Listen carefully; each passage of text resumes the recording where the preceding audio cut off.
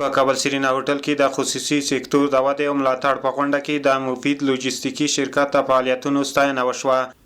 د ټولو تجارانو د ټولو هغو انجو مؤسسو والاو څخه د دوی د خدمت قدرداني کوو چې د افغانستان د بهبودۍ دپاره یو قدم نیک قدم نږدې د هغه هرکلی کوو او انشاءالله همکار بیو.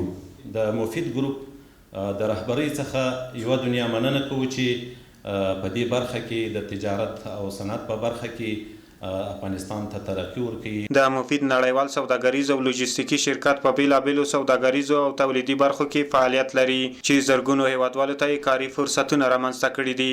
اقلام زراعتی ما جلغوزه، زعفران و دیگر میوه‌جات ما که امروز در بازار جهانی بسیار جایگاه خوب داره، یک اقدام است که ما بتونیم محصولات خود به بازارهای جهانی توسط چنین کارگوهایی که مجهز است، تجربه کاری داره، انتقال بکنیم. سوداګر او صنعتکاران وایي چې د مفید شرکت د هوایي او ځمکنۍ کارګو د پرانیستلو سره به د افغانستان سوداګریزې اړیکې له بهرنیو هیوادونو سره نورې هم پراخه شي.